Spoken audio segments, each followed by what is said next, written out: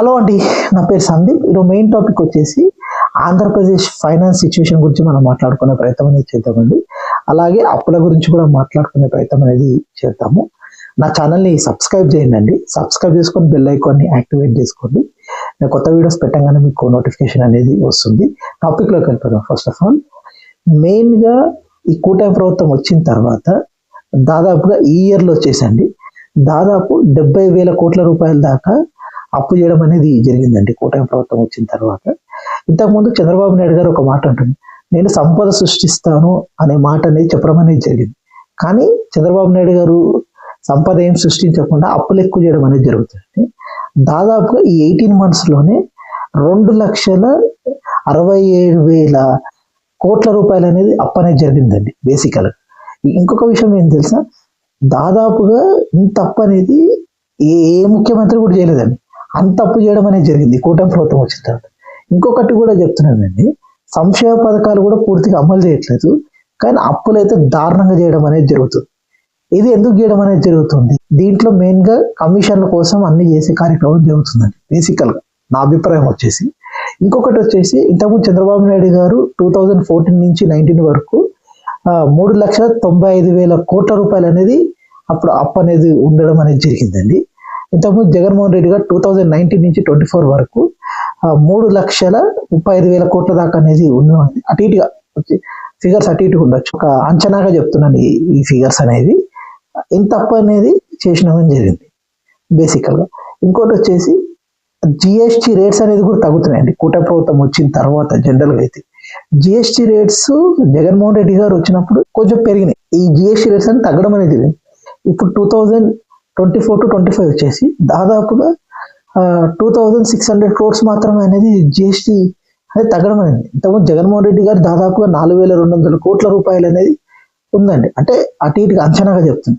కానీ జిఎస్టీ మొత్తం కూడా తగ్గడానికి మెయిన్ కారణం ఏంటి అంటే, రొటేషన్ అనేది జరగట్లేదండి ప్రజల్లో మాత్రం.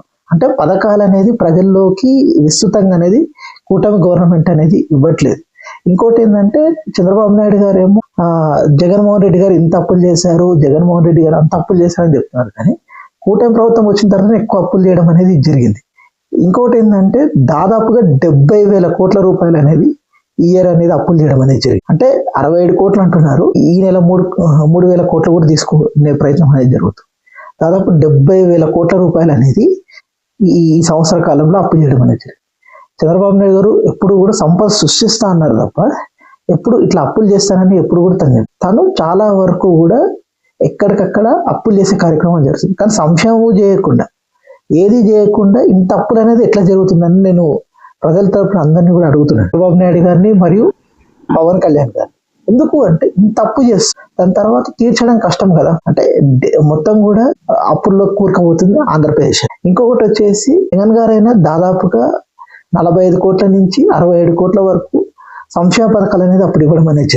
ఇప్పుడు కూటమి ప్రభుత్వం వచ్చిన తర్వాత ఆ సంక్షేమ పథకాలు అసలు ఇవ్వట్లేదు. ఓన్లీ కూడా నాకు చేసిన తరగతి పెన్షన్ ఒక 4,000 చేశారు, ఒక 1,000 రూపాయలు పెంచడం అనేది జరిగింది.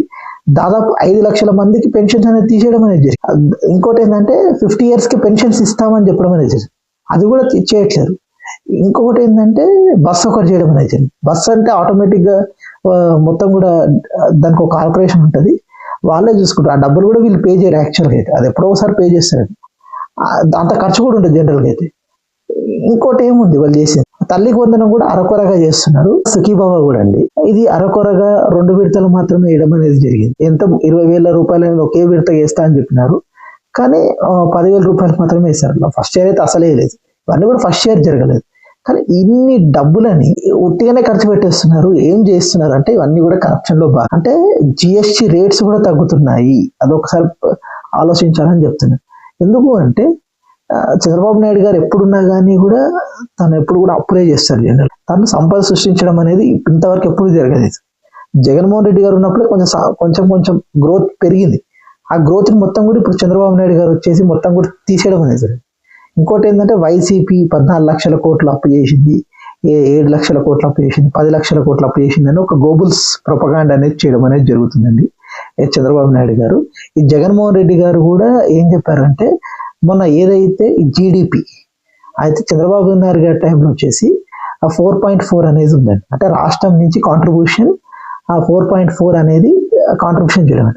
జగన్మోహన్ రెడ్డి గారు వచ్చిన తర్వాత 4.7 కాంట్రిబ్యూషన్ అనేది వచ్చింది. అంటే అంటే పెరిగింది. ఇంకోటి ఏంటంటే జగన్మోహన్ రెడ్డి గారి టైంలో వచ్చేసి ఇంకా కోవిడ్ ఉంది. కోవిడ్లో వచ్చేసి అన్ని రాష్ట్రాలు కూడా మైనస్లో ఉంది యాక్చువల్గా ఏదైతే జిఎస్టీ రేట్స్ అనేవి. కానీ జగన్మోహన్ రెడ్డి గారు కొంచెం ఈ సంక్షేమ పథకాల వల్ల ప్లస్లో కొంచెం ఉంది. పరిస్థితి చేయదాటకుండా ఉంది. అంటే ఇక్కడ కూడా ప్రాబ్లం ఉంది, కానీ అన్ని రాష్ట్రాలతో కంపేర్ చేసుకుంటే ఆంధ్రప్రదేశ్ అప్పుడు కొంచెం గ్రోత్ కనిపెట్టారు. ఇవన్నీ కూడా అప్పుడు జరిగినాయి. ఇప్పుడు వచ్చేసి ఎక్కడ పోయినా కానీ వీళ్ళు సంక్షేమ పథకం కరెక్ట్ ఇవ్వట్లేదు, ఏది కూడా పర్ఫెక్ట్గా చేయట్లేదు, అరకొరగా చేస్తున్నారు. అయినా కానీ డబ్బులు సరిపోవట్లేవు అంటున్నారు. అంటే అర్థం ఏంటంటే కరప్షన్ అండి. ప్రతి దాంట్లో కరప్షన్ చేయడము, అందిన కాడికి దోచుక తినడము, ప్రజలకు ఇవ్వకుండా నాయకులు అందరు దోచుక తినడమే జరిగింది. పవన్ కళ్యాణ్ గారు ఏమో దీన్ని ప్రశ్నిస్తాను, నేను చూస్తాను, నేను ట్రాన్స్పరెన్సీ పాలసీ తీసుకొని వస్తానని చెప్తాడు.